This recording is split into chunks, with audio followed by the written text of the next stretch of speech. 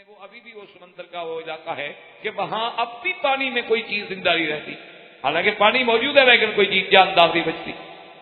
تو اب جناب اس علاقے میں کریا ستوم تھا، اور یاد رکھیں کہ لفظ کریا عام طور پر تو ہم کہتے ہیں بستی کو، لیکن کریے کا اطلاق جو ہے کبھی کبھی شہر پر بھی ہوتا ہے، مدینے پر بھی ہوتا ہے، مصر پر بھی ہوتا ہے، جیسے مکہ ام القری۔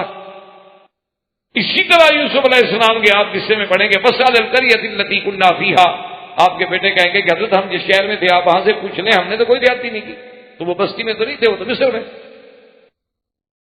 تو یہ کریہ سدوم جو ہے، اور بعض علماء لکھتے ہیں کتب سابقہ سے کہ یہ 5 بستیوں کا ایک مجموعہ تھا جس کو سدوم کہا جاتا تھا، اور اس دور میں بھی اس کی آبادی جو ہے صحیح روایات میں 1 لاکھ سے متجاوز تھی، بعض روایات میں تو 4 لاکھ بھی آئے، لیکن بہرحال صحیح روایات کا تقاضا یہ ہے کہ وہ 1 لاکھ سے زیادہ۔ اب جب فرشتے وہاں سے آئے تو راستے میں سیدنا لوط علیہ السلام کی بیٹی جو تھی وہ مسلمان تھی، وہ راستے میں ملی۔ اس نے دیکھا کہ یہ آدمی ناواقف ہیں اور پھر اتنا خوبصورت ہیں اور شباب ہیں، اور ان کے چہروں پہ ایسا جمال ہے جو ہم نے کبھی نہیں دیکھا اور نہ اس علاقے میں دیکھے گئے، اور ہمارے علاقے کی قوم جو ہے اس کے تو حالات بڑے خراب ہیں، تو لہذا اس نے کہا تم کون ہو؟ انہوں نے کہا ہم تو مسافر ہیں، مہمان۔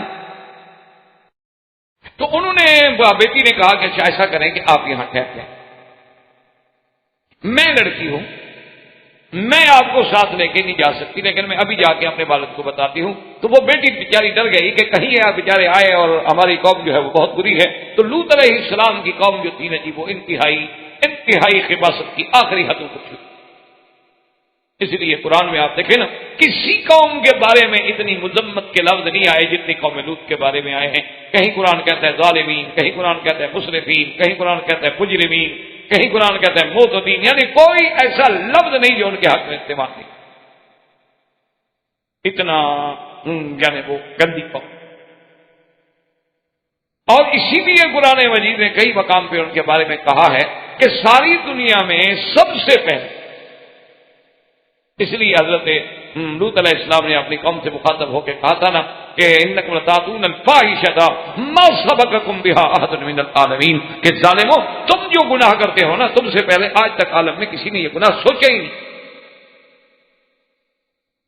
اور اس قوم میں سب سے بڑی بیماری جو تھی نعوذ باللہ وہ لواطت کی تھی کہ وہ مردوں کے ساتھ بدفعلی کرتے۔ اچھا اس کے ساتھ اور بھی عجیب عجیب حرکات۔ ایک بات ان میں یہ بھی تھی کہ راستے میں بیٹھ جاتے اور جو بندہ گزرتا اس پر استہزاء کرتے، ٹھٹھا کرتے، بقول کرتے، کسی پہ کنکری پھینکتے، کسی پہ پتھر پھینکتے، کسی کو چڑھاتے، یعنی مقصد ہے چھیڑتے۔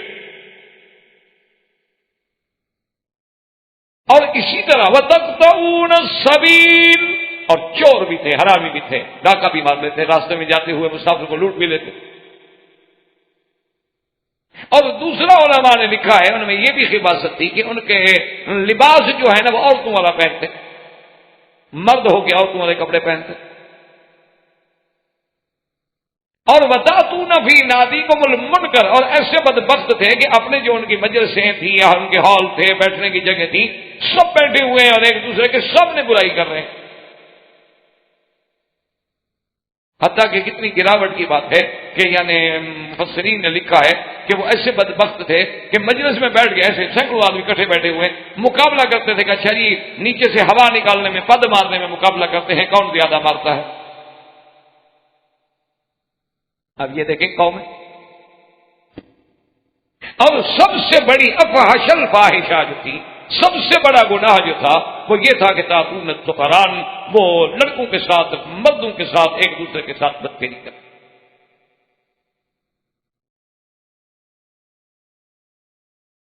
اسی لیے قرآن نے کئی مقام پہ ذکر کیا کہ حضرت نوح علیہ السلام، حضرت لوط نے کہا انکم لتاتون الرجال شہوۃ من دون النساء، اس ظالموں تم عورتوں کو چھوڑ کر جو اللہ نے پیدا کی ہیں، تمہاری بیویاں گھر میں ہیں، ان کو چھوڑ کے تم لڑکوں سے بدفعلی کرتے۔ اس لیے مسئلہ سمجھ لیں کہ زنا بھی جرم ہے، لیکن یہ لواطت جو ہے یہ زنا سے بھی شدید جرم، یہ اس سے بھی شدید۔ اسی لیے حدیث مبارک میں ہے کہ من عمل عمل قوم لوط، کہ جو شخص بھی قوم لوط والا عمل کرے فقتل الفاعل والمفعول، یعنی اس کرنے والے کو بھی اور کرانے والے کو دونوں کو قتل کر، سزا ہی کر۔ اسی لیے امام احمد بن حنبل رحمۃ اللہ علیہ، امام شافعی رحمۃ اللہ علیہ کا یہی فتویٰ ہے کہ ان کو قتل کر دیا جائے، اور حضرت علی رضی اللہ تعالیٰ عنہ یہ فرماتے تھے کہ اس کو قتل کرنے کے بعد آگ میں جلا، ایسا برا فعل کرتا ہے۔ اور امام ابو حنیفہ رحمۃ اللہ علیہ کا فتویٰ یہ ہے کہ اگر خدا نخواستہ آج اس قوم میں کوئی بندہ اس گناہ میں مبتلا پایا جائے تو وہ کہتے ہیں کہ اس کو کسی اونچی جگہ پہ لے جاؤ، کسی مینار پہ لے جاؤ، کسی مکان پہ لے جاؤ، پہاڑ پہ لے جاؤ، اسی طرح اس کو گراؤ اور اوپر پتھروں کی بات، یعنی اتنا بڑا۔ اسی لیے حضور پاک نے فرمایا کہ جو آدمی اپنی بیوی کو بھی غلط راستے سے استعمال کرتا ہے وہ ملعون، فرمایا اس پہ اللہ کی لعنت۔ تو یہ اتنا فاحشہ ہے اور اتنا کبھی ہے، لیکن خدا کی قدرت دیکھو ہماری گناہوں کی سزا، کہ جیسے حضور نے فرمایا تھا نا صدق رسول اللہ، میرے مدنی کا فرمان جو ہے وہ سچا ہے۔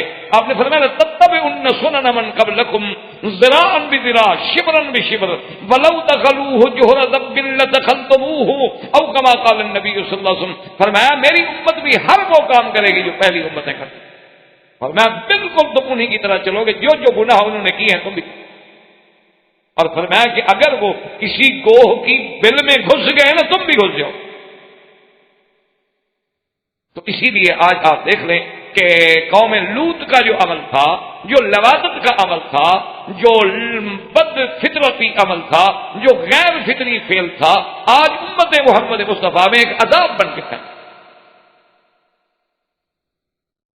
ایک عذاب ہے۔ نہ مدرسے محفوظ ہیں، نہ سکول محفوظ ہیں، نہ یونیورسٹیاں محفوظ ہیں، اور اب مزید اس دور کے الیکٹرانک میڈیا نے جو انسانوں کو حیوانی سیکس میں مبتلا کیا ہے، اب جناب نہ گھر محفوظ ہیں نہ بیویاں محفوظ ہیں۔ انا للہ و انا الیہ راجعون، کہ اتنا بڑا جرم ہے کہ حضور نے فرمایا اقتلوا، قتل کر دو اس بدبخت، زمین پہ رہنے کا کیا حق ہے، ایسا عمل کرتا ہے۔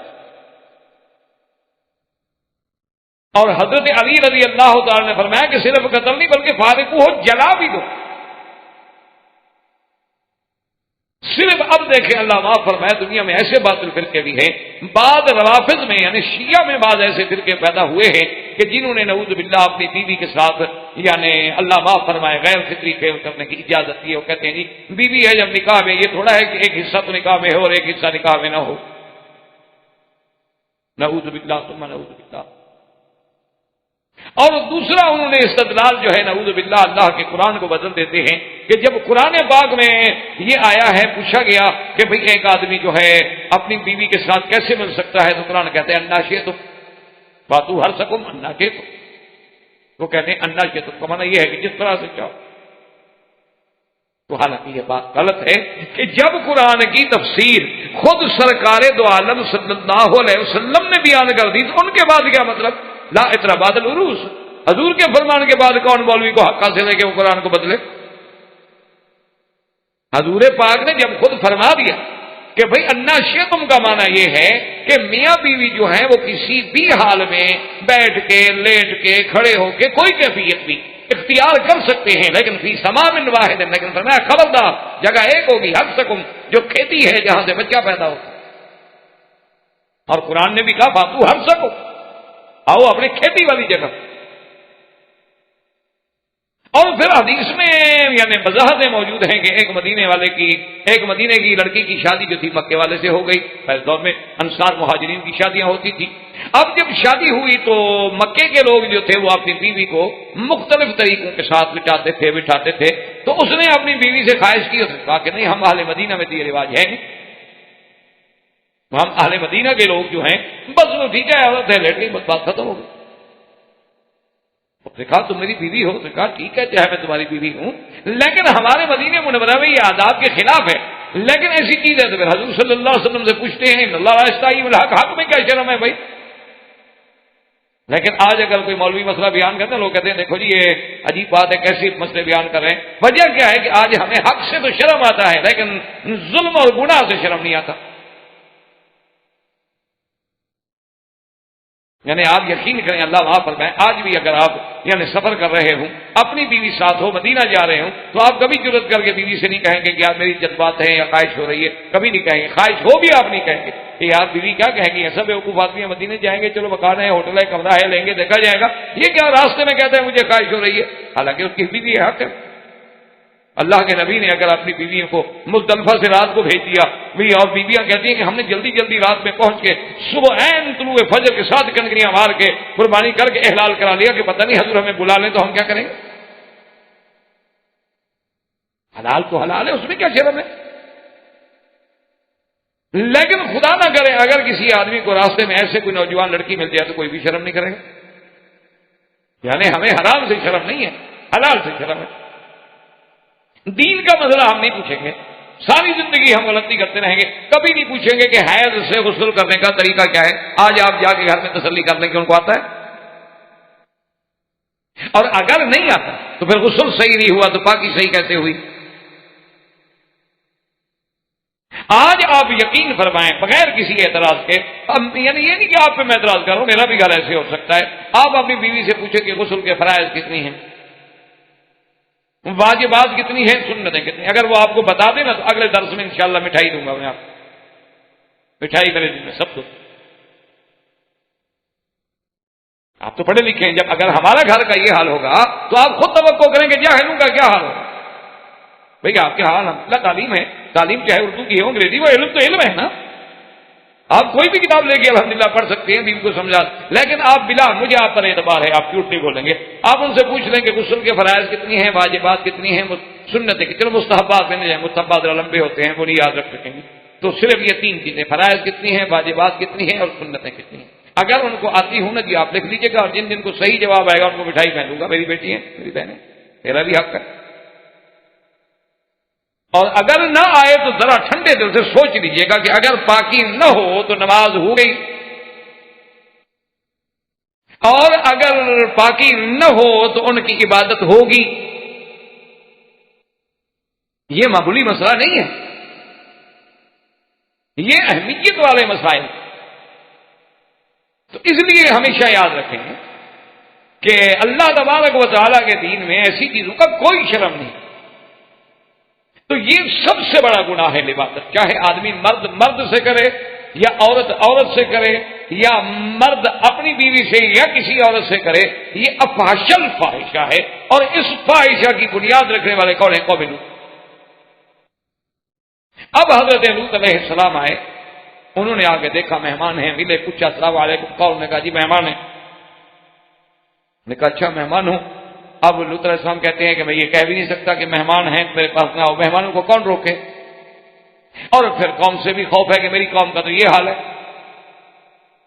خیر ان کو لے کے چل پڑے اور کہتے آئے کہ یہ علاقہ ایسا ہے اور یہاں کے لوگ ایسے ہیں اور ان کے عادات ایسے ہیں اور یہ بڑے بری، تاکہ یہ مہمان خود سمجھ جائیں اور خود کہتے ہیں اچھا جی السلام علیکم، ہم اس بستی میں نہیں جاتے، ہم ادھر جاتے ہیں. اور اپنی زبان سے یہ نہ کہیں کہ بھی میرے گھر میں نہ آؤ. کبھی مہمان کو روکنا تو آداب نبوت کے خلاف ہے. اچھا لیکن مہمان بھی ماشاءاللہ پکے، وہ سنتے رہیں اور چل رہے ہیں ساتھ ساتھ بالکل بغیر کسی بات. حتیٰ کہ لوط علیہ السلام کے گھر میں پہنچ گئے، اور جب لوط علیہ السلام کے گھر میں پہنچ گئے تو ان کی بیوی نے جا کے قوم کو خبر کر دی، کیونکہ بیوی کافرہ تھی. اسی لیے قرآن نے کہا ضرب الله مثلا للذين كفروا امرأة نوح وامرأة لوط كانتا تحت عبدين من عبادنا صالحين فخانتاهما فلم يغنيا عنهما من الله شيئا وقيل ادخلا النار مع الداخلين. اللہ تبارک و تعالیٰ کہتا ہے قرآن میں مثال بیان کی کہ نوح کی بیوی بھی لوط کی بیوی دونوں کافرہ ہیں. اور دیکھو ایک کا نام والہا ہے اور ایک کا نام والغہ ہے، دونوں کافر. فخانتاہما، دونوں نے خیانت کی. لیکن سمجھ لو کہ نبی کی بیوی کافرہ تو ہو سکتی ہے لیکن گناہگار نہیں ہو سکتی، زانیہ نہیں ہو سکتی، کیونکہ وہ تو نبی کی تہمت ہے کہ نبی کے گھر میں عورت اور زانی ہو. ہاں کفر ہونا الگ بات ہے، کوئی مسلمان ہوتا ہے کوئی کافر ہوتا ہے۔ تو اس بیوی نے جا کے ان کو خبر دی، اس نے کہا کہ ایسے خوبصورت لڑکے تو میں نے آج تک دیکھے نہیں جو آج لوط کے گھر میں ہیں۔ اچھا تو کون جناب دوڑ وَجَاءَهُ قَوْمُهُ يُهْرَعُونَ إِلَيْهِ وَمِن قَبْلُ كَانُوا يَعْمَلُونَ السَّيِّئَاتِ۔ قوم کو جب پتہ لگا تو دوڑ پڑے اور لوط علیہ السلام کے گھر کو گھیر لیا، اور اللہ کہتا ہے پہلے بھی تو اس برائی میں مبتلا تھے، اب ان کو پتہ لگا کہ خوبصورت لڑکے آ گئے ہیں تو اب کہاں صبر کریں گے۔ آئے تو جب وہاں آئے لوط علیہ السلام سے کہا کہ بھائی اپنے مہمان جو ہیں نکالو، نے کہا خدا کا خوف کرو، اللہ سے ڈرو۔ قال یا قوم هؤلاء بناتی ہن اطہر لکم۔ لوط علیہ السلام نے فرمایا کہ ظالمو یہ میری بیٹیاں جو ہیں تمہارے لیے پاک ہیں، لیکن یاد رکھو اس کا مطلب یہ نہیں کہ لوط علیہ السلام نے اپنی بیٹیاں پیش کی تھا، آپ کی تو دو بیٹیاں، نعوذ باللہ ساری قوم کو دو بیٹیاں پیش کر رہے ہیں، یہ ظلم ہے، جہالت ہے اور نبی پر تہمت ہے۔ مانا یہ ہوتا ہے کہ جو بھی لڑکی ہو، جو بھی کسی کی بیوی ہے، کچھ ہے کہ تمہارے سے نبی کی بیٹی ہے، جیسے قرآن کہتا ہے کہ نبی کی بیویاں تمہاری مائیں ہیں، وازواجہ امہاتکم، تو جب نبی کی بیویاں ہماری ماں ہیں تو ہم ان کے کیا ہوئے؟ بیٹے ہوئے۔ النبی اولا بالمؤمنین من انفسہم، ان کی جانوں سے بھی زیادہ ہے، گویا کہ وہ اب ہیں، اس لیے جتنی بیٹیاں ہیں وہ سب بیٹیاں ہوں گی پیغمبر کی، اس لیے اللہ کے نبی نے کہا ظالمو تمہارے گھر میں بیویاں موجود ہیں، عورتیں موجود ہیں، تم ان کو چھوڑ کے کیا کہہ رہے ہیں؟ فاتقوا اللہ ولا تخزون فی ضیفی الیس منکم رجل رشید۔ انہوں نے کہا ظالمو اللہ سے ڈرو، مجھے مہمانوں کے بارے میں رسوا نہ کرو، میرے گھر میں عزت والے مہمان ہیں، تم کیا کہہ رہے ہو؟ مجھے بھی رسوائی سے بچاؤ۔ کیا تم نے کوئی ایک بندہ بھی نہیں جس کو عقل آئے، بات سمجھے کہ کیا کہہ رہے ہو؟ قالوا لقد علمت ما لنا في بناتك من حق وانك لتعلم ما نريد۔ اب قوم کی بے حیائی کا عالم دیکھیں، جب آدمی گناہوں میں بڑھ جاتا ہے تو اللہ پردے اڈال دیتا ہے، اللہ دلوں پہ مہرے لا دیتا ہے۔ اب نبی کو کہتے ہیں کہ اے لوط علیہ السلام آپ کو پتہ ہے ہمیں لڑکیوں سے عورتوں سے تو غرض بھی نہیں، خواہش بھی نہیں، تم تو جانتے ہو کہ ہم کیا چاہتے ہیں، ہمیں تو لڑکے چاہیے، ہم کیا کریں عورتوں کو؟ عجیب بات ہے، تمہیں پتہ نہیں؟ اور دوسری جگہ قرآن کہتے ہیں اولم ننہک، ہم نے پہلے نہیں کہا تھا کہ لوگوں کو گھر میں نہ لایا کرو، مہمان نہ بنایا کرو؟ تم نے ہماری بات نہیں مانی، لے آئے ہو تو اب تو ہمیں مہمان دینے پڑے۔ قال لو ان لی بکم قوة او آوی الى رکن شدید۔ اب حضرت لوط گھبرائے اور کہنے لگے اے قوم، ہائے کاش میرے پاس کوئی طاقت ہوتی یا میں بھی کسی قبیلہ کسی طاقتور قوم کے ساتھ تعلق رکھتا تو تمہارا مقابلہ کرتا، اب میں اکیلا بندہ کیسے اپنے مہمانوں کی عزت کو بچاؤں؟ اسی لیے حضور نے فرمایا کہ رحم اللہ لوطا، اللہ ہمارے بھائی لوط پہ رحمت کرے۔ دیکھو کیسے بیچارے مجبور ہو کے کہہ رہے تھے۔ اس کے بعد یاد رکھیں پھر اس قصے کے بعد اللہ نے پھر نبی نہیں بھیجا مگر کسی خاص قبیلے میں، اس کے بعد پھر جتنے نبی آئے تو کسی قوم میں آئے کہ چلو کوئی دشمنی کرنے والا ہو تو کوئی ساتھ کھڑے ہونے والا بھی تو ہوتا۔ اب جب لوط علیہ السلام گھبرا گئے، یعنی مقصد یہ تھا کہ اللہ تو اپنی سنت پوری کر رہے تھے کہ عذاب اس وقت تک نہیں کریں گے جب تک کہ حجت پوری نہ ہو جائے، کہ فرشتوں کے سامنے اللہ کے نبی کے سامنے قوم نے آ کے اپنے گناہوں کا صرف یہ نہیں کہ اقرار کیا بلکہ بے حیائی کی انتہا کر دی کہ نبی سے کہتے ہیں لڑکے ہمارے ضبط کرو برائی کے لیے، اور کھل کے کہتے ہیں آپ کو پتا ہے ہم نے کیا کرنا ہے۔ اب حضرت لوط علیہ السلام جب گھبرائے اور پریشان ہوئے تو اللہ نے حکم دیا فرشتوں کو کہ قالوا یا لوط انا رسل ربک لن یصلوا الیک۔ انہوں نے کہا لوط علیہ السلام کیوں گھبراتے ہو، ہم تو فرشتے ہیں، ہمیں اللہ نے بھیجا ہے، ہم بندے نہیں ہیں، آپ بالکل نہ گھبرائیں، ہمارا تو خیر یہ کیا بگاڑے گے، تمہاری طرف بھی نہیں آ سکتے، ان کو تو یہ طاقت نہیں ہے کہ تمہیں ہاتھ لگا کے دیکھو، آپ کو صرف اللہ کی طرف سے یہ حکم ہے کہ رات کے آخری حصے میں آپ اپنے بچوں کو لے کے اس بستی سے نکل جائیں، چھوڑ دیں، اور یہ بھی حکم ہے کہ جب نکل جائیں تو پھر مڑ کے نہیں دیکھنا پیچھے، پھر ان پہ رحم نہیں کھانا، پھر ان کی طرف نظر نہیں ڈالنی، بس آپ جائیں۔ اور لکھا ہے روایات میں فخرج جبریل علیہ السلام فطمس علی اعینہم، حضرت جبریل علیہ السلام باہر آئے اور اپنا ہاتھ مارا ان کی آنکھوں پہ، سب کی آنکھیں اندھی ہو گئی. اب جناب اندھے ہو کے دیواریں پکڑ کے دھکے کھا کھا کے بھاگ رہے ہیں، لیکن کہتے پھر بھی ہیں ہاں لوط علیہ السلام آج تو تم نے جادو کر دیا، ہم کل آئیں گے چھوڑیں گے نہیں. دیواریں پکڑ پکڑ کے جا رہے ہیں لیکن بے حیائی کی انتہا ہو. اور اس کے بعد فرشتوں نے کہا فَأَسْرِ بِأَهْلِكَ بِقِطْعٍ مِّنَ اللَّيْلِ وَلَا يَلْتَفِتْ مِنكُمْ أَحَدٌ إِلَّا امْرَأَتَكَ إِنَّهُ مُصِيبُهَا مَا أَصَابَهُمْ إِنَّ مَوْعِدَهُمُ الصُّبْحُ أَلَيْسَ الصُّبْحُ بِقَرِيبٍ. فرشتوں نے کہا آپ مڑ کے نہ دیکھنا، لیکن آپ کی بیوی جو ہے وہ نہیں بچ سکے گی اللہ کے عذاب سے، کیونکہ وہ خیانت کر کے ان کے ساتھ مل چکی ہے، اور ان کی بربادی کا وقت جو ہے وہ صبح کا وقت ہے. اور علماء نے لکھا ہے مفسرین نے کہ جب صبح کا وقت ہوا اللہ نے حکم دیا فرشتے کو جبریل علیہ السلام کو، اور آپ نے اپنے پروں کو داخل کیا تو قوم الارض، ان بستیوں کے بالکل نیچے جو جڑیں تھیں وہاں سے اپنے پروں پہ اٹھایا حضرت جبریل علیہ السلام نے. اور حدیث مبارک میں آتا ہے اتنے آسمان کے قریب ہو گئے کہ ان الملائکۃ سمع نباہ کلابہم، کہ حتیٰ کہ فرشتوں نے بھی ان کے کتوں کی بھونکنے کی آوازیں اور ان کے مرغوں کی آوازیں سنی. اور بعض روایت میں ہے کہ انہم سمعوا تسبیح الملائکہ، انہوں نے بھی ملائکہ کی تسبیح کی آوازیں سنی. جب اتنے اونچے چلے گئے اللہ نے حکم دیا کہ الٹ دو. اب اتنی دور سے فرماتے ہیں فلما جاء امرنا جعلنا عالیہا سافلہا، کہ جب اللہ کا حکم آ گیا وقت مقرر آ گیا پھر اٹھا کے اوندا گرایا گیا.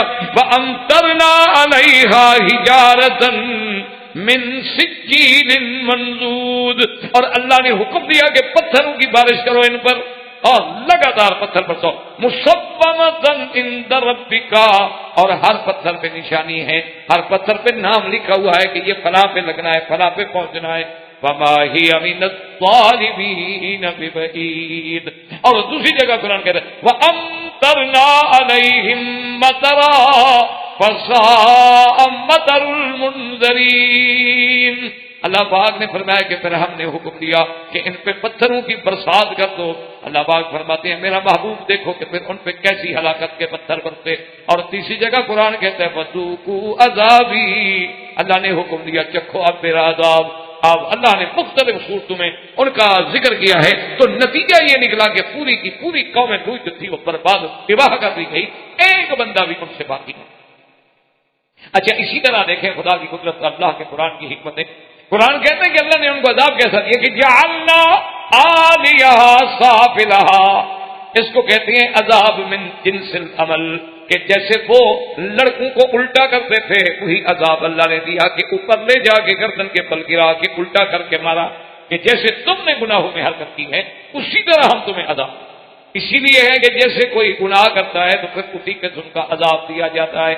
جیسے حدیثوں میں آتا ہے کہ کوئی عالم اگر آدمی حق نہ کہے تو پھر ان کو سب سے پہلے لگام جہنم میں دی جائے گی، کیونکہ اس نے اپنی زبان کو حق کے لیے استعمال نہیں کیا.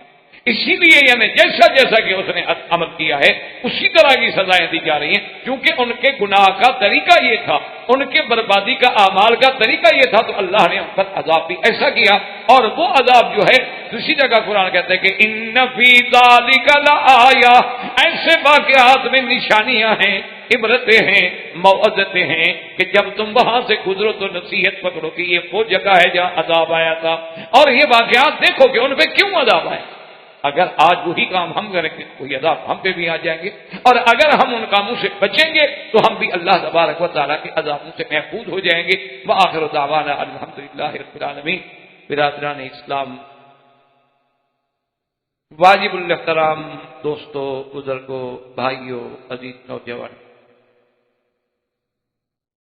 قصص الانبیاء علیہم الصلاۃ والسلام کے دروس کے سلسلے میں ہم نے سابقہ درس میں سیدنا لوط علیہ السلام اور ان کی قوم کے بارے میں پڑھا تھا کہ قوم نے کس قدر فسق، فجور اور پیغمبر کے سامنے گستاخی، حدود سے گزر جانا، ایک غیر فطری فعل میں مبتلا ہو کر پورے عالم میں فساد کا ذریعہ بننا، اور اس کے بعد پھر اللہ تبارک و تعالیٰ کا عذاب اور اللہ کی پکڑ، کہ اللہ نے ان کو عذاب بھی ایسا دیا جس کی کوئی مثال. کہ جبریل علیہ السلام نے ان کے تمام بستیوں کو اپنے پروں پہ اٹھایا اور آسمانوں کے قریب لے جا کے الٹ دیا، اور اس پر پھر یعنی ایسے پتھر مسبمتن جو یا ہر آدمی کا اس پہ علامت اور نام لکھا وہ پتھر بنتا ہے۔ تو ان قصوں میں، ان واقعات میں ہمارے لیے ایک سبق ہوتا ہے، عبرت۔ ایک تو ہمیں یہ سبق ملتا ہے کہ اللہ نے کسی قوم کو بطور کافر ہونے کے کبھی برباد نہیں کیا، کافر ہے تو ٹھیک ہے، لیکن جب کفر کے ساتھ ظلم اور جرائم کا ارتکاب ہو تو پھر اللہ کا عذاب آتا ہے۔ اور تو یہ اللہ کی دنیا ہے، مخلوق ہے، زمین ہے، اس میں کافر بھی رہیں گے، مسلمان بھی رہیں گے، ہوائیں چلیں گی، آپ کو بھی لگتی ہیں، کافروں کو بھی لگتی ہے، پانی برستا ہے، آپ کی زمین میں بھی برستا ہے اور ہندو کی زمین میں بھی برستا ہے، کیوں؟ وہ تو مخلوق ہے، اللہ مخلوق تو مخلوق ہوتی ہے۔ لیکن جب کفر کے ساتھ آدمی کافر ہونے کے ساتھ ساتھ ظالم بن جائے، مجرم بن جائے، پھر اللہ کا سنت اللہ ہے کہ پھر اللہ اپنے عذاب میں پکڑ پھر معاف۔ اور ساتھ ہمیں یہ سبق بھی ملا کہ لوط علیہ السلام نبی کی بیوی ہے، لیکن جب عذاب آیا تو وہ بھی نہ بچی، کیونکہ وہ ان جرائم میں ان کی معاون تھی اور خیانت کرتی تھی، کافرہ تھی۔ تو اللہ کی پکڑ جب آئی تو نوح علیہ السلام یا لوط علیہ السلام اپنی بیوی کو بھی نہ چھڑا سکے۔ تو یہ بھی ہمیں سبق ملا کہ جب اللہ کے عذاب آتے ہیں تو اللہ کے سوا پھر کوئی چھڑا نہیں۔ اور اسی طرح ان قصوں میں قصص الانبیاء ہمارے لیے بھی، اور سب سے زیادہ سرکار دو عالم سیدنا محمد رسول اللہ صلی اللہ علیہ وسلم کے دل کے لیے تسلی ہوتی ہے کہ میرے محبوب آپ نہ گھبرائیں، پہلے بھی قومیں ایسا کریں۔ یہ کوئی ایسی چیز نہیں ہے کہ جو نئی پیدا ہوئی ہو، بلکہ پہلی امتیں جو گزری ہیں اور پہلی قومیں جو گزری ہیں انہوں نے بھی ایسے ایسے جرائم کا ارتکاب کیا۔ تو آپ غم نہ کریں، جیسے اور پیغمبروں نے صبر کیا آپ بھی صبر۔ اور اس میں اس بات رسالت محمد مصطفیٰ صلی اللہ علیہ وسلم بھی ہوتا ہے کہ بھی حضور مکے میں رہنے والے، مکے میں پیدا ہوئے، کوئی یونیورسٹی نہیں، کوئی مواصلات کا ذریعہ نہیں، کوئی ہاتف نہیں، کوئی سیٹلائٹ نہیں، اور آپ خبر دیتے ہیں کبھی ہمیں قوم نوح علیہ السلام کی، اور کبھی قوم عاد کی، اور کبھی قوم سمود کی، اور کبھی قوم لوط کی، اور کبھی قصہ یوسف کی۔ تو یہ دلیل ہے کہ اللہ نے آپ کو خبر دیا، اور تو کوئی ذریعہ ہے نہیں۔ اور اس میں اور جو پیدا ہوتا ہے وہ یہ بھی ہے کہ کیا حضور صلی اللہ علیہ وسلم جو ہمیں قصہ سنایا ہے مثلا لوط علیہ السلام کا یا یوسف علیہ السلام کا، آج 1400 سال کے بعد دنیا کی کوئی طاقت اس میں کوئی ایک بھی جھوٹی بات پکڑ سکی کہ جی یہ بات غلط؟ اس سے دلیل ثابت ہوتے کہ نا جی ایک آدمی حضور کو نبی نہیں مانتا، ہم تو نبی مانتے ہیں، غلام ہیں، ہمارے لیے تو حضور پاک کا حکم ہے، حکم خدا ہے۔ لیکن اگر کوئی آدمی حضور کی نبوت کا قائل نہیں تو اسے تو یہ حق پہنچتا ہے کہ بھئی وہ چیلنج کرتے ہیں ہم اسے کہ بھئی حضور پاک نے جو خبر دی ہے نوح علیہ السلام کے بارے میں بتاؤ، وہ غلط تھی۔ اب تو تمہارے پاس مسائل موجود ہیں، اب تو تم یہ بھی بتا سکتے ہو کہ یہ درخت کتنا ہزار سال پرانا ہے، اب تو تم ہڈیوں کے ڈھانچے دیکھ کر بھی یہ بتا سکتے ہو کہ ڈینوسار کتنے پرانے ہیں۔ تو کیا ہمارے پیغمبر نے جو خبر دی ہے کوئی ایک تو جھوٹی ثابت کرو نا۔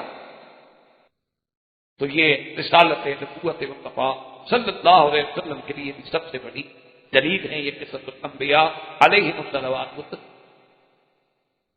اور آج ہم قصص الانبیاء علیہم السلام کے دن میں سیدنا یوسف علیہ السلام کے قصہ مبارک سے اپنے درس کی ابتدا کر رہے ہیں۔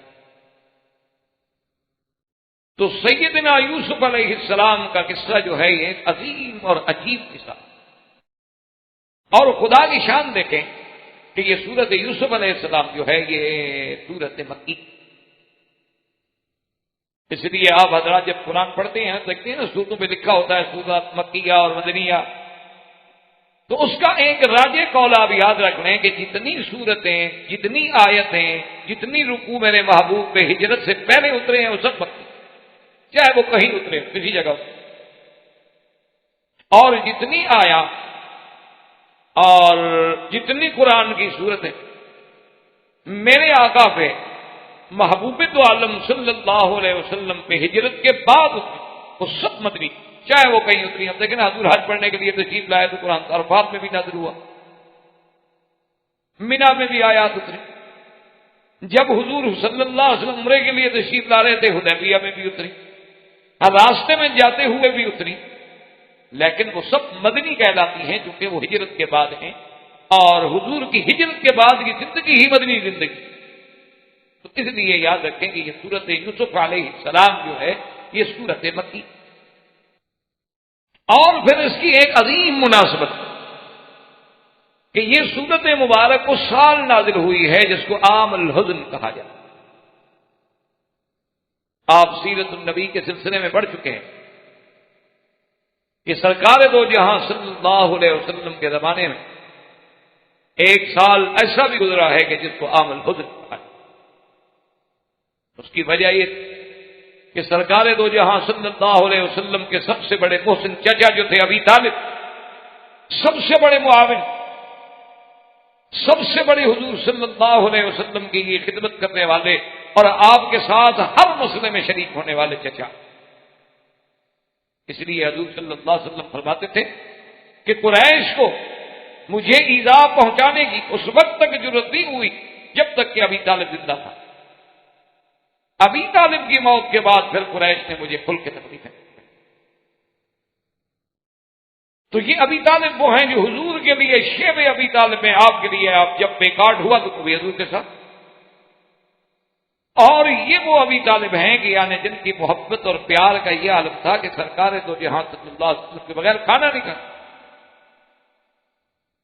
اب ابی طالب جب فوت ہو گئے اور پھر فوت بھی ایسے حال میں ہوئے کہ اسلام نہ لا سکے، کلمہ نہ پڑھ سکے، جو حضور کے لیے سب سے بڑا غم، جو سب سے بڑا حضور کے لیے ہم تھا. دیکھو نا جی، اصولی سی بات ہوتی ہے کہ وہ ایک حدیث مبارک میں آتا ہے کہ ایک عورت آئی، اس نے آگے سرکار دو جہاں صلی اللہ علیہ وسلم سے جہاد کے بعد پوچھا کہ یا رسول اللہ میرا ایک نوجوان ایک ہی بیٹا تھا اور وہ اسی جہاد میں شہید ہو گیا، میں صرف اس لیے حاضر ہوئی ہوں کہ آپ مجھے یہ بتا دیں کہ اللہ نے میرے بیٹے کی قربانی قبول فرما لی ہے، وہ جنت میں ہے. بس صرف یہ پوچھنے کے لیے حضور پاک صلی اللہ علیہ وسلم نے فرمایا کہ اللہ کی بندی ان للہ جنان، اللہ کے ہاں تو کئی جنتیں ہیں، وَإِنَّهُ لَفِي الْفِرْدَوْسِ الْأَعْلَىٰ، تیرا بیٹا تو سب سے اعلیٰ جنت. نے کہا حضور بس مجھے اتنی کہا کہ اگر قربانی ہماری قبول ہوگی، میرا بیٹا شہید ہو گیا، اللہ راضی ہو گیا، وہ جنت میں پہنچ گیا، خلاص پھر غم کی کیا بات، پھر غم کی کیا بات. موت تو آنی ہے، موت سے کس کو مفر. اور اگر اللہ عزت کی موت دے، شہادت کی موت دے، اللہ جنتیوں والی موت دے، پھر کیا چاہیے آپ.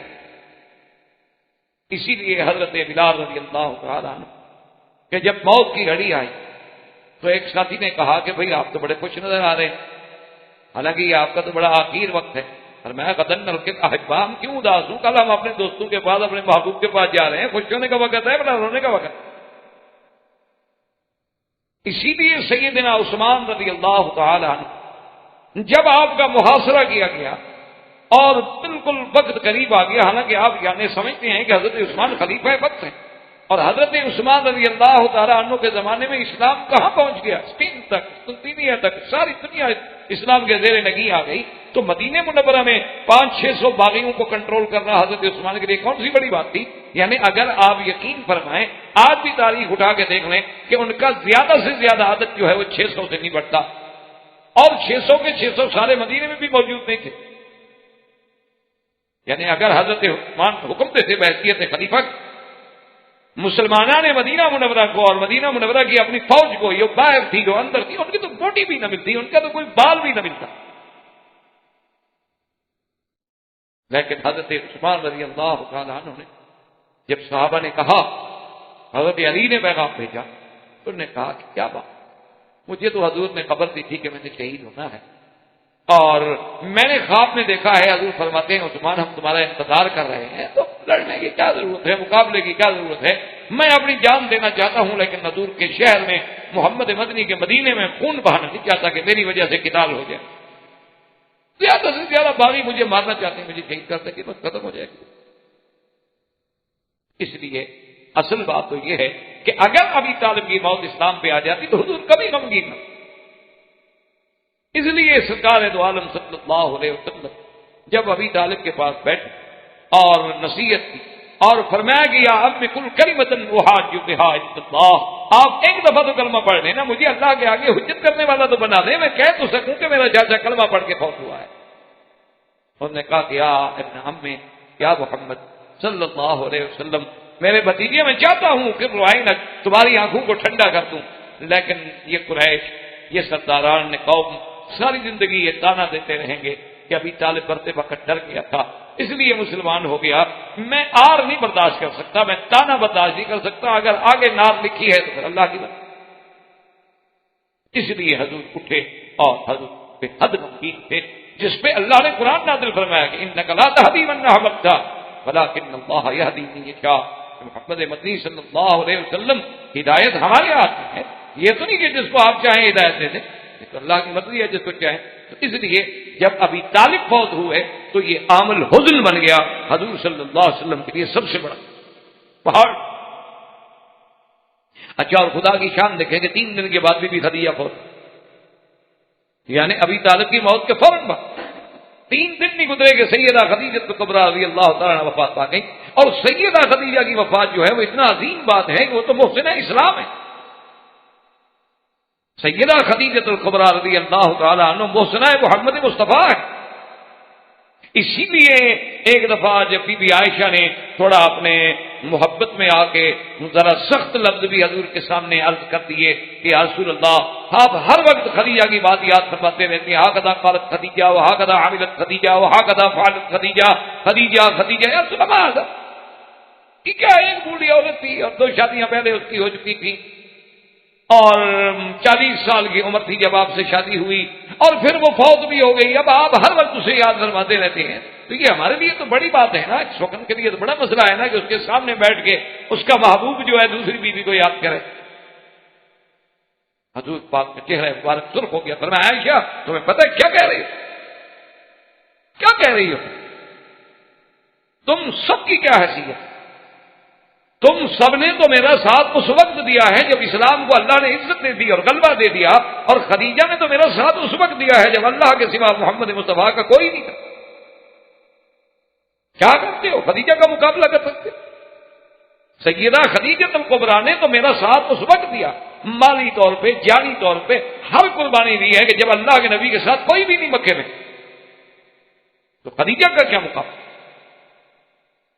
اسی لیے سرکار دو جہاں نے فرمایا کہ قابل من الرجال کثیرون، فرمایا کہ مردوں میں تو اللہ نے بڑے لوگ بھیجے نا، بڑے کامل بھیجے، نبی بھیجے، رسول بھیجے، پیغمبر بھیجے، اولیاء اللہ آئے، اور ولم یکمل من النساء الا 4، لیکن عورتوں میں تو صرف 4 عورتیں ہیں جن کو یہ کہا جا سکتا ہے کہ وہ بھی کامل تھی، ورنہ مردوں میں تو لاکھوں۔ اور وہ عورتیں کون تھی؟ فرمایا آسیہ زوجۃ فرعون، مریم ام عیسیٰ علیہ السلام، سیدہ خدیجہ الکبریٰ و سیدہ فاطمہ الزہراء رضوان اللہ علیہم اجمعین۔ حضور نے فرمایا لاکھوں رجال پیدا ہوئے، لیکن عورتوں میں اگر کوئی کمال کو پہنچا ہے تو یہ 4 عورتیں ہیں، اور ان میں بھی سیدہ خدیجہ الکبریٰ۔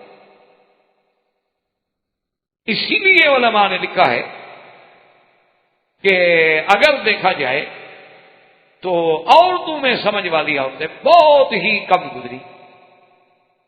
ان نے فرمایا کہ ایک تو ان میں سیدہ خدیجہ کہ جس نے 25 سال کی عمر میں ہیں ابھی حضور صلی اللہ علیہ وسلم، ابھی تو نبوت نہیں ملی، نبوت تو 40 سال میں ملی، 25 سال کی عمر میں حضور کو دیکھا اور دل میں بات سمجھ لی، بٹھا لی کہ آپ کی کوئی شان ہے۔ 25 سال کی عمر ہے، ابھی آپ کو نبوت نہیں ملی، اعلان نبوت نہیں ہوا، اور حضور کا عین عنفوان شباب ہے، اور دیکھیں عورت ہو کے کتنی سمجھداری سے کام لیا، کتنی پلاننگ کی۔ آدمی بھیجا کہ حضور سارے مکے والے تجارت کرتے ہیں، آپ تجارت کیوں نہیں؟ تجارت کرنا تو بڑی اچھی بات، بزنس کرنا تو اچھی بات، اور ایسے بھی روایات میں آتا ہے کہ اللہ نے تقریباً یوں سمجھے کہ 10 حصے جو ہیں برکت کے وہ تو تجارت میں رکھتے۔ تو حضور نے فرمایا کہ بات تو ٹھیک ہے، میرا بھی دل چاہتا ہے، لیکن میں کیسے تجارت کروں؟ میرے پاس تو پیسہ نہیں، پیسے کے بغیر کیسے تجارت کروں؟ تو سیدہ خدیجہ نے پیغام بھیجا کہ لا تحزن، حضور آپ غم نہ کریں، میں پیسے دیتی ہوں، میرے پیسے سے سامان لے جائیں۔ اور جیسے قریش لے جاتے ہیں کہ مکے سے لے گئے اور پھر وہاں سے یا شام سے لے آئے اور مکے میں آ کے بیچی۔ اچھا، حضور تیار ہو گئے۔ اب خدیجۃ الکبریٰ نے کیا کیا کہ اپنا ایک تجربے کار جو پرانا غلام تھا، کیونکہ سیدہ خدیجہ تو خاندانی عورت تھی نا، قریش سے تھی اور بڑے خاندان کی عورت تھی، تو اپنے غلام کو بھی ساتھ کر دیا کہ تم بھی ساتھ جاؤ، اور ساتھ رہ کے واپسی پر مجھے تم نے ایک ایک بات کی رپورٹ دینی ہے محمد عربی صلی اللہ علیہ وسلم کے بارے میں، آپ کا اٹھنا بیٹھنا سونا بات کرنا، آپ کا اخلاق، آپ کی سیرت۔ آدمی تو سفر میں کھلتا ہے نا، سفر میں پتہ چلتا ہے نا آدمی کا آدمی کیا ہے۔ گھر بیٹھے ہوئے تو ہر آدمی اچھا آدمی کون کسی کے ساتھ لڑتا ہے۔ اور جناب بہرحال جب وہ واپس آیا اس سے ساری رپورٹ سنی، اور رپورٹ سننے کے بعد جو ہے ایک عورت کو بلایا اور کہا کہ میری کسی طرح شادی کرا دو حضور کے ساتھ۔ رشتے کرنے والی خواتین ہوتی ہیں تو خاتون کو بلائے، ساری پلانیں خود کر رہے ہیں۔ اچھا، اس خاتون نے آگے حضور صلی اللہ علیہ وسلم سے عرض کیا کہ یا محمد صلی اللہ علیہ وسلم، آپ جوان ہیں، شباب ہیں، اور اب تو آپ تجارت بھی کر رہے ہیں، ماشاءاللہ پیسے بھی ہیں، آپ شادی کیوں نہیں کرتے؟ آپ نے فرمایا تمہیں پتہ ہے کہ میرے والد فوت ہو گئے، والدہ فوت ہو گئی، میرے دادا عبد المطلب فوت ہو گئے، میرے محسن چچا جو تھے ابی طالب وہ بوڑھے ہو گئے، تو اب میں کیسے؟ اس نے کہا اچھا میں اگر کوئی رشتہ دیکھوں تو شادی تو میں بھی چاہتا ہوں۔ انہوں نے کہا اچھا آپ کا خدیجہ کے بارے میں کیا خیال؟ جو کہ فرمایا خدیجہ کے بارے میں کیا کہتی ہے؟ کل کی بات کرو، وہ ایک امیر خاندان کی عورت ہے، میرے ساتھ کیا شادی کرے گی؟ میرے پاس نہ پیسہ ہے، نہ گھر ہے، نہ دولت ہے، نہ جائیداد ہے۔ اس نے کہا حضور میں نے یہ نہیں پوچھا کہ وہ کرے گی یا نہیں کرے گی، میں تو آپ کی رائے پوچھنا چاہتی ہوں کہ آپ کا سیدہ خدیجہ کے بارے میں کیا خیال؟ حضور نے فرمایا اللہ کی بندی، سیدہ خدیجہ کو کون رد کرے گا بھلا؟ کوئی مکے میں ایسا آدمی ہے کہ سیدہ خدیجہ کا رشتہ ہو سکتا ہو انکار کر دے؟ اس نے کہا حضور پھر ابشر، آپ کو مبارک ہو، مجھے تو خدیجہ نے بھیجا ہے آپ کے پاس، مجھے تو اس نے بھیجا ہے پیغام دے۔ عجیب بات، اس لیے آپ اندازہ کریں کہ انہوں نے کہا کہ اعقل النساء، سمجھ والی عورت کے جس نے 25 سال کی عمر میں پہچان لیا تھا کہ اللہ کے نبی کی کوئی شان ہے، یہ عام انسان نہیں، ورنہ تو خوبصورت اور بھی لوگ قریش میں پیدا ہوتے رہتے ہیں۔ اور اسی طرح حضرت شعیب علیہ السلام کی بیٹی وہ بھی اعقل النساء میں تھی کہ جس نے حضرت موسیٰ علیہ السلام کو جب دیکھا تو اپنے ابا سے کہا کہ یا ابا استاجر، ابا جان آپ اسی آدمی کو رکھ لیں اپنے پاس، کیونکہ یہ آدمی بہت اچھا ہے۔ تو والد تو والد ہوتا ہے نا، اس کو جب نوجوان بیٹی کسی غیر مرد کی تعریف کرے تو باپ کو تو لگتی ہے، باپ کو چبھتی ہے۔ انہوں نے کہا کہ آپ کو کیسے پتا ہے کہ میں اچھا آدمی ہے؟ انہوں نے کہا کہ ابا جان ایک تو بات یہ ہے کہ جس کنویں پہ وہ پتھر کا ڈھکنا ہے نا، وہ 10 آدمی بھی زور لگائیں 20 بھی لگائیں تو نہیں ہٹا سکتے، اس اللہ کے بندے نے ہاتھ سے پکڑ کے ہٹا دیا۔ ایک تو کبھی ہے، اور دوسرا جب میں اس کو بلانے کے لیے گئی تو ان نے مجھے ہدایت کی کہ تم میرے پیچھے چلو، آگے نہ چلو، حالانکہ وہ تو مسافر ہیں، وہ تو راستہ جانتے نہیں۔ لیکن موسیٰ علیہ السلام نے کہا کہ دیکھو ایسا کرو کہ آپ انتخاب تو میرے پیچھے ہو جاؤ اور مجھے بتاتی جاؤ کہ سیدھا چلو، دائیں چلو، بائیں چلو، کیونکہ آگے نہ چلو تو میں سمجھ گئی کہ یہ نہیں چاہتے کہ عورت آگے ہو، ہوا سے ممکن ہے بال کھل جائیں، کوئی بدن کا حصہ کھل جائے اور ان کی نظر پڑ جائے، تو اتنا امین اور دیانت دار بندہ کیسے مل سکتا ہے ہمیں؟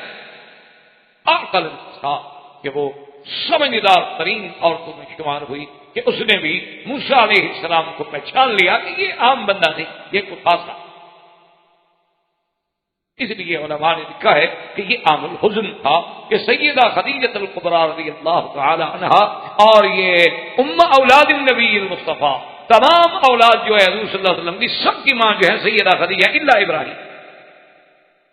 حضور کی جتنے بیٹے ہیں، آپ کی 4 بیٹیاں ہیں، سب بھی خدیجہ ان کی ماں، الا ابراہیم وہ بھی ماریا قبطیہ سے ہیں اور مدینہ منورہ میں پیدا ہوئے اور وہ بھی وفات فرما گئے۔ تو یہ کتنا بڑا شرف ہے کہ ایک تو زوجہ محمد مصطفیٰ اور ایک اولاد النبی المصطفیٰ، اور تیسری یہ ہے کہ محسنہ اسلام وہ بھی فوت ہو گئی۔ اب آپ خود سوچ سکتے ہیں کہ حضور کے لیے کتنا بڑا غم ہوگا۔ کہ ابی طالب فوت ہو، سیدہ خدیجہ الکبریٰ رضی اللہ تعالی عنہا فوت ہو گئی، تو اسی لیے اس کو کہا جاتا ہے عام الحزن، کہ یہ عام جو غم کا سال تھا بھئی اس میں تو پے در پہ ہمیں بس غم ہی سامنے آئے، تو خدا کی شان ہے کہ اللہ نے سورۃ یوسف نازل کی۔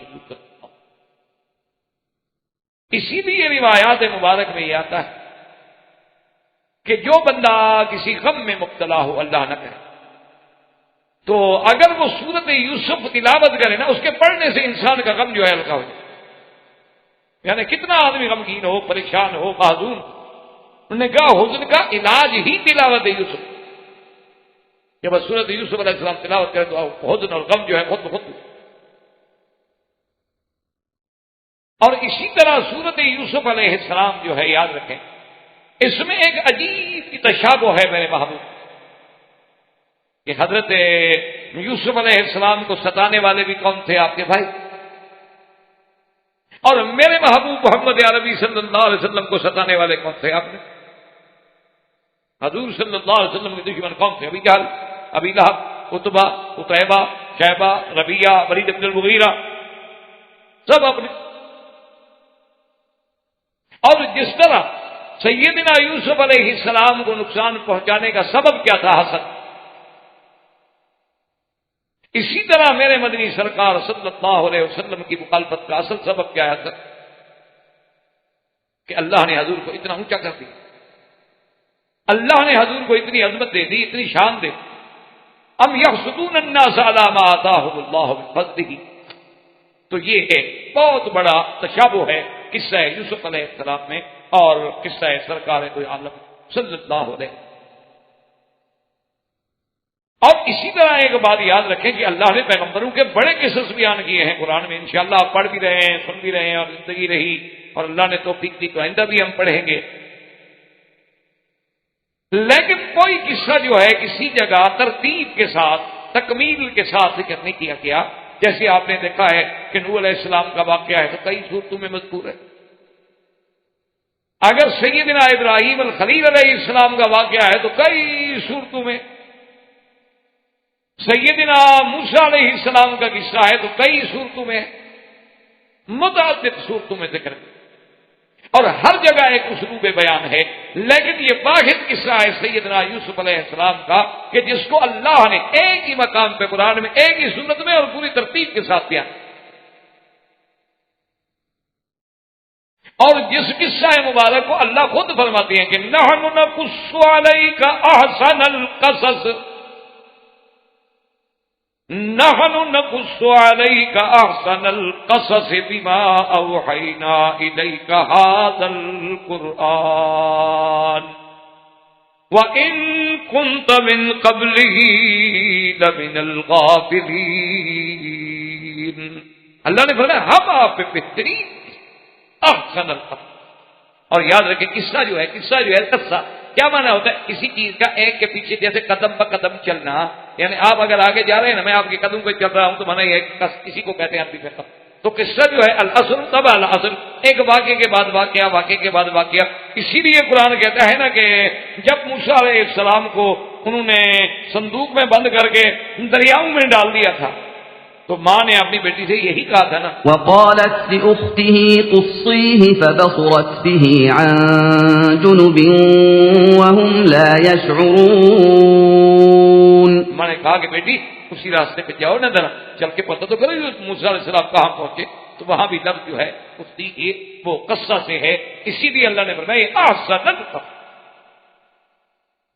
اور پھر اس کی براہ راست نسبت میں۔ اللہ قرآن تو سارا اللہ کا کلام ہے، لیکن یہ بھی یاد رکھا کریں کہ جس کام کو اللہ خود یہ فرمائے ہم نے کیا نہ، سارا کوئی کام بھی فرشتے کریں اللہ کے حکم سے کریں، کوئی بھی چیز اللہ کے حکم کے بغیر نہیں ہوتی، لیکن جس چیز کی نسبت براہ راست اللہ اپنی ذات کی طرف کرتے ہیں تو اس چیز کی عظمت کا خود اندازہ کرنے کے وہ چیز کتنی بڑی عظیم ہو کہ اللہ تبارک و تعالیٰ نے جیسے حضور کے بارے میں فرمایا کہ انا اعطیناک الکوثر، ہم نے انا نحن نزلنا الذکر، ہم نے قرآن انا انزلناہ فی لیلۃ القدر، ہم نے اتارا۔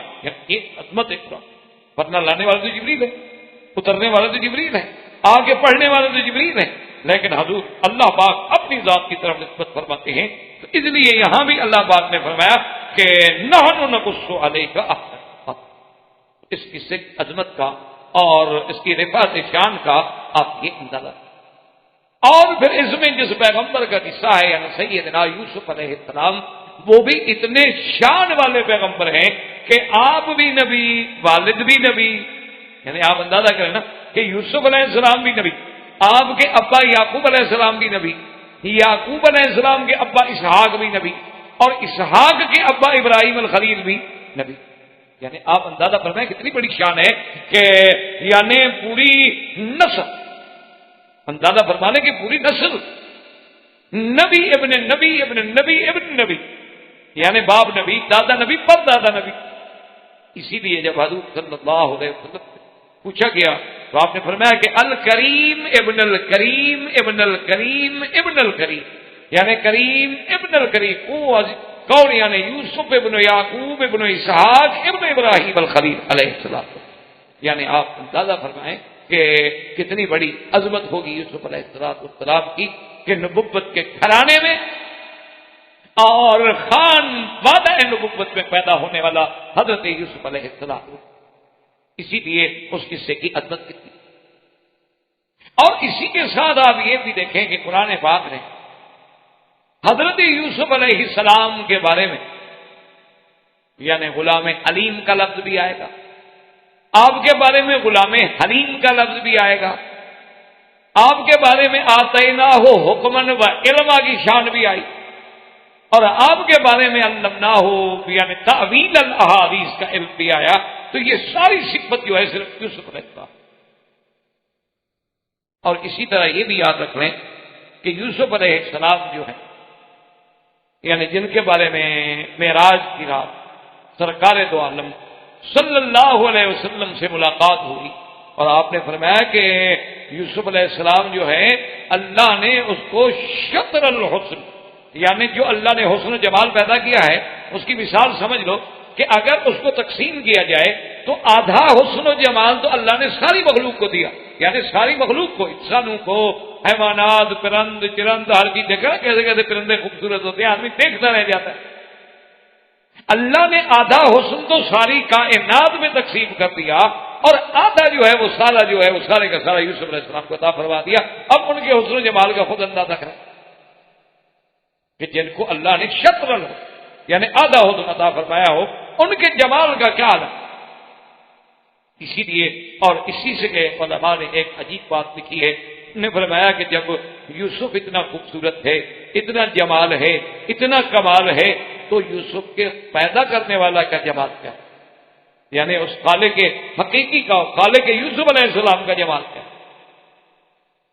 تو اس صورت مبارکہ میں اللہ تبارک و تعالی نے سیدنا یوسف علیہ السلام کے بارے میں اس کا جو ہے ذکر کرا۔ اچھا، اسی کے ساتھ ایک بات اور یاد رکھ لیں کہ قرآن کی صورتوں میں یا قرآن کے قصص الانبیاء ایک وہ چیز ہوتی ہے جس کو کہا جاتا ہے علماء کی اصطلاح میں عمود الصورت یا عمود القصہ۔ عمود کا کیا معنی؟ عمود اصل میں کہتے ہیں آپ یوں سمجھ لیں وہ ستون، جیسے آپ نے تو الحمدللہ دیکھا ہے نا مینار عرفات میں خیمے لگاتے ہیں، ایک تو یوں رسیاں ایک درمیان میں ہوتی ہے لکڑی جو خیمے بالکل عین سینٹر میں ہوتی ہے، تو یہ عمود ہوتا ہے، تو اسی پہ خیمہ کھڑا ہے، وہ نکال لو تو خیمہ کر دیا گا۔ تو معنی یہ ہوتا ہے کہ اصل تو ہر قصے میں ہر صورت میں کوئی نہ کوئی عمود ہوتا ہے۔ اس کی ایک آسان مثال میں نے عرض کر دوں تاکہ آپ کے لیے سمجھنا جو ہے وہ آسان ہو جائے کہ جیسے موسیٰ علیہ السلام میں قصہ جب آپ پڑھیں گے نا، عمود جو ہے نا اس میں عصا، کہ ہر واقعے میں اس عصائے موسیٰ کا ذکر آئے گا۔ کیا مطلب؟ اصل یہ ہے کہ بھئی جب نبوت کا ملنے کا وقت آیا عصا، معجزہ ملا تو عصا، پھینکو اور سانپ بن جائے، فرعون کا مقابلہ ہوا عصا، دریا سے گزرنے لگے تو عصا، پانی کی ضرورت پڑی پتھر پہ مارو تو ہر جگہ عمود جو ہے وہ عصا ہے۔ اور یوسف علیہ السلام کے قصے میں خدا کی شان ہے، عمود جو ہے وہ آپ کا قمیص کہ قصے کی ابتدا میں بھی اور انتہا میں بھی حضرت یوسف علیہ السلام کا قمیص ہی ایک مسئلہ ہے اچھا خدا کی شان ہے، مفسرین نے لکھا ہے کہ بچپن میں بھی ایسا تھا، یعنی ابھی آپ چھوٹے سے تھے، 2-3 سال کی عمر تھی، تو آپ کی خالہ جو تھی نا، اچھا اب یوسف علیہ السلام جیسا بچہ، اور بچہ تو لوگوں کا بھی آدمی کو پیارا لگتا ہے، کسی کا بچہ، آدمی کسی کا بچے کو دیکھے نا تو خدا کی قدرت ہے، اللہ پاک نے ایسی شفقت دل میں رکھی ہوتی ہے کہ آدمی کو خود بخود پیار آتا ہے، حالانکہ پتہ نہیں ہوتا کہ وہ کون ہے بچہ، کہاں کا ہے۔ اور یوسف علیہ السلام جیسا بچہ ہو تو خالہ لے گئی اپنے گھر میں، اور یعقوب علیہ السلام نے حکم بھیجا کہ بھئی یوسف علیہ السلام کو واپس لے آؤ، اور خالہ کہ میں دیتی نہیں، بھئی خالہ بھی تو ماں ہوتی ہے، مجھے بھی تو حق ہے۔ انہوں نے کہا چلو 1 دن 2 دن 3 دن 4 دن 1 ہفتہ بھی، یہ تو نہیں کہ تم یوسف علیہ السلام کو لے جاؤ۔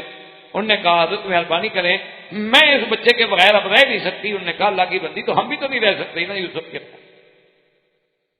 تو انہوں نے کہا ہے کہ وہ بی بی صاحبہ نے کیا کیا کہ ایک قمیض جو تھا نا جی، ایک قمیض کو لپیٹ کے، اور بڑا اگر ریشمی قمیض ہو نا جی تو بڑی معمولی سی بات ہے، اتنا سمجھ جائے گا۔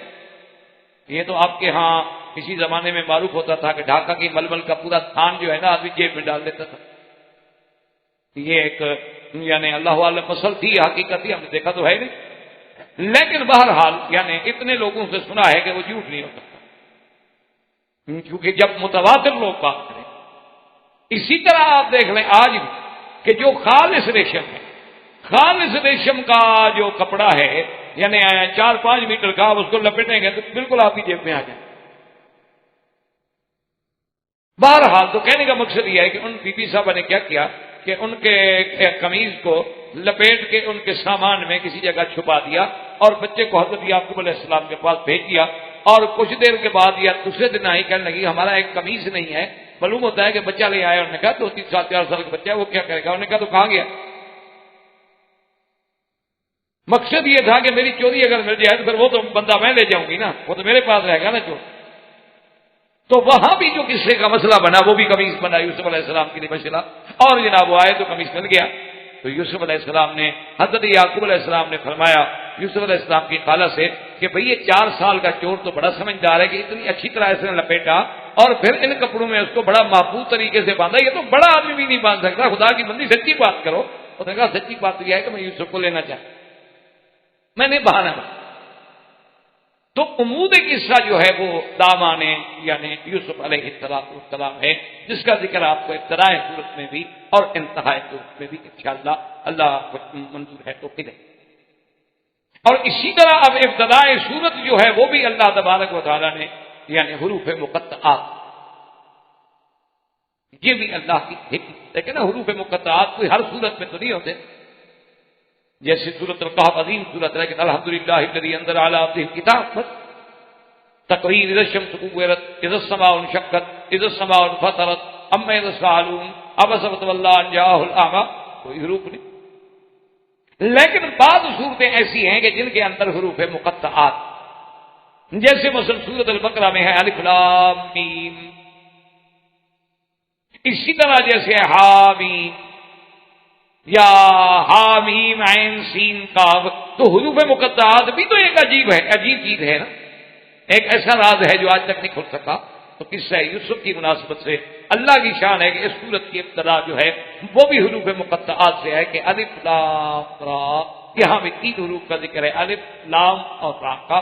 بہرحال اس میں راج قول تو یہی ہے کہ اللہ اعلم بمرادہ، کہ ان کی حقیقت کو خدا گو بعض لوگوں نے لکھے ہیں اسباب کے، الف سے اللہ مراد ہے، لام سے جبریل مراد ہے، اور راز سے قرآن مراد ہے، لیکن بہرحال یہ باتیں کمزور ہیں، یہ باتیں کبھی نہیں ہیں۔ سیدھی بات یہی ہے کہ بھئی ایسے حروف ہیں کہ جن کے معانی اللہ تبارک و تعالیٰ ہی جانتے ہیں، اور اسی میں اللہ کی حکمت ہے کہ اللہ نے اپنے نبی کے لیے ہر چیز تو کھول دی، تو کچھ تو ایسا رہے کہ حضور کا بھی ایمان بالغیب ہو، ایسی چیزیں بھی رکھ دی جائیں جو حضور صلی اللہ علیہ وسلم کو بھی علم نہ دیا جائے۔ اس لیے فرمایا الف لام را تلک آیات الکتاب المبین انا انزلناہ قرآنا عربیا لعلکم تعقلون۔ اللہ نے فرمایا کہ یہ آیات ہیں ایسی کتاب کی جو کتاب واضح ہے، بین ہے، جس میں کوئی خفا نہیں، جس میں کوئی اغلاق نہیں۔ انا انزلناہ قرآنا عربیا لعلکم تعقلون، ہم نے اتارا قرآن کو عربی زبان میں تاکہ تم سمجھ سکو. اللہ چاہتے تو سریانی میں اتار دیتے، عبرانی میں اتار دیتے، کسی بھی زبان میں اتار دیتے، لیکن بلد بھی عربی، نبی بھی عربی، قوم بھی عربی، قریش بھی عربی. اللہ نے قرآن بھی عربی میں اتارا تاکہ اس کو سمجھنے کے اندر آسانی ہو جائے. اور اسی میں فرماتے ہیں کہ نحن نقص علیک احسن القصص.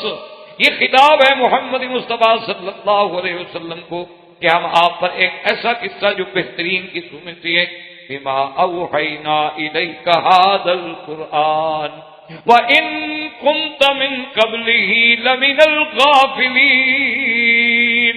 قرآن کے آنے سے پہلے آپ اس قصے سے غفلت میں تھے، آپ کے علم میں نہیں تھا، آپ کو پتا نہیں تھا کہ یوسف علیہ السلام کا کیا واقعہ ہے. کیوں؟ جب تک قرآن نہیں آیا حضرت کو کیا پتا؟ یہ تو ہزاروں سال پہلے کی بات. اسی لیے جیسے قرآن کہتا ہے کہ وَا كُنْتَ تَدْرِي مَا الْكِتَابُ وَلَا الْإِيمَانُ وَلَٰكِن جَعَلْنَاهُ نُورًا. اللہ نے فرمایا میرا محبوب جب تک ہم نے قرآن نہیں اتارا، جب تک ہم نے وحی نہیں اتاری، آپ کو تو ایمان کی تفصیلات و جزیات اور قرآن کے حقائق کا بھی پتہ نہیں. اس لیے فرمایا وَإِن كُنْتَ مِن قَبْلِهِ لَمِنَ الْغَافِلِينَ. میرے مدنی صلی اللہ علیہ وسلم اس قرآن کے اترنے سے پہلے، اس سورت کے اترنے سے پہلے، قصہ یوسف کے بیان کرنے سے پہلے آپ غفلت والوں میں تھے، آپ کو پتہ نہیں تھا. اور یہ عظیم قصہ جو ہے فرمایا اذ قال یوسف لأبیہ یا ابت انی رأیت احد عشر کوکبا والشمس والقمر رأیتهم لی ساجدین. اللہ پاک نے قرآن میں فرمایا کہ اس قصے کی ابتدا یوں ہوتی ہے کہ حضرت یوسف علیہ السلام اپنے ابا کی خدمت میں آ کے کہتی ہیں کہ ابا جان یاد رکھیں رأیت، رؤیت جو ہے وہ بصری بھی ہوتی ہے، اور رؤیت جو ہے وہ علمی بھی ہوتی ہے، رؤیت جو ہے وہ قلبی بھی ہوتی ہے، اور رؤیا جو ہے بے معنی خواب بھی ہوتا ہے. یہاں وہی خواب کی بات مراد ہے کہ انی رأیت احد عشر کوکبا والشمس والقمر رأیتهم لی ساجدین.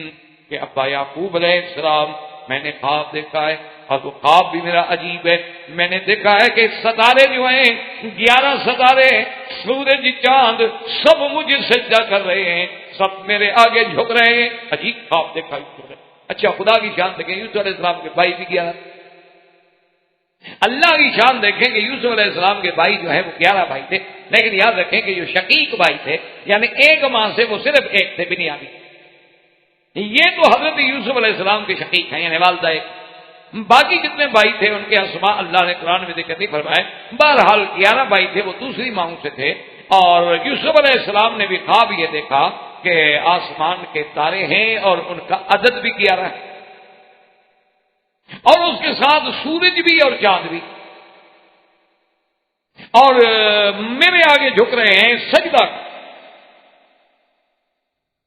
خدا کی قدرت ہے. اب دیکھیں، یاد رکھیں کہ اللہ نے ستاروں کے بارے میں بھی قرآن پاک میں بڑے مقامات کو ذکر.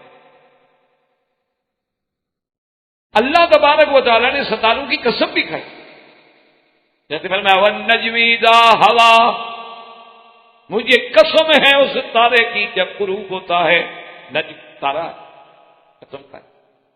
اسی طرح اللہ نے قرآن میں فلا اقسم بالخنس الجوار الکنس، اللہ نے فرمایا مجھے قسم ہے ان ستاروں کی. علماء نے لکھا اس سے مراد وہ کواکب خمسہ ہیں جن کو کہا جاتا ہے سیارات متحیرہ، کہ وہ 5 ستارے جو ایسے بھی جاتے اور پھر الٹا الکنس الجوار الکنس، واپس لوٹانے والے. اللہ نے ان کی بھی قسم.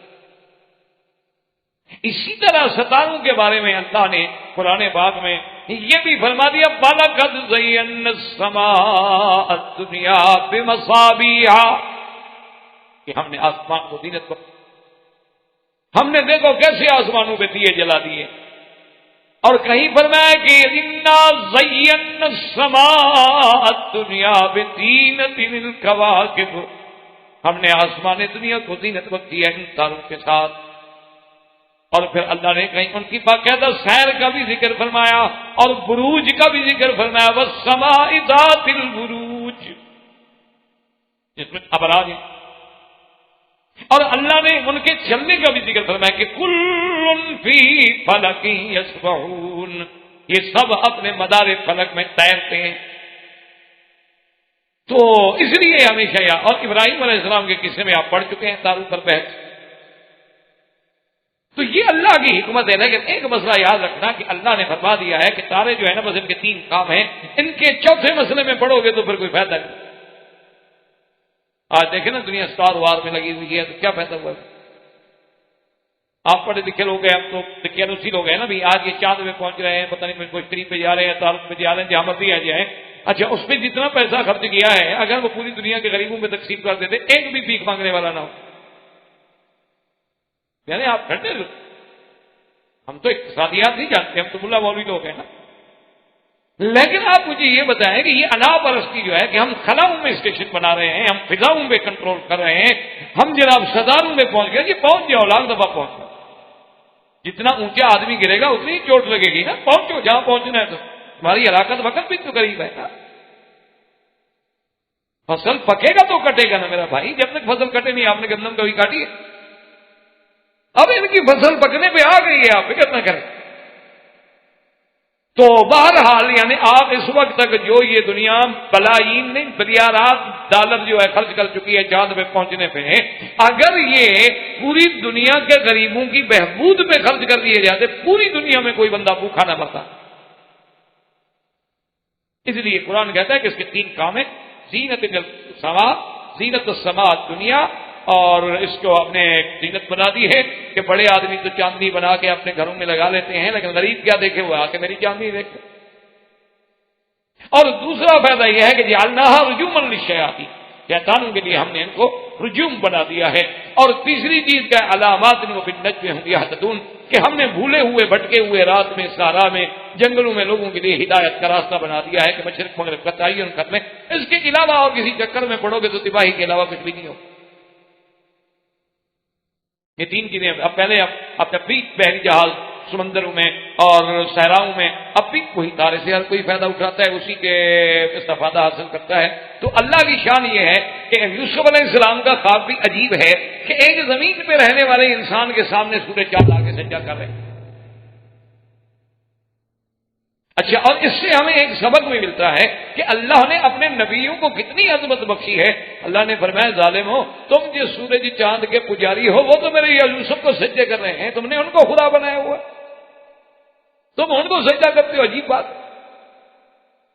تم سورج کے پجاری بنتے ہو، تم چاند کے پجاری بنتے ہو، وہ تو یوسف علیہ السلام کو سجدہ کر رہے ہیں. اس لیے یوسف علیہ السلام نے اپنے ابا کے سامنے آ کے یہ بات رکھی کہ ابا جان میں نے یہ خواب دیکھا ہے کہ 11 تارے ہیں اور سورج ہیں، چاند ہے، اور میں نے دیکھا ہے کہ ساجدین وہ مجھے سجدہ کر.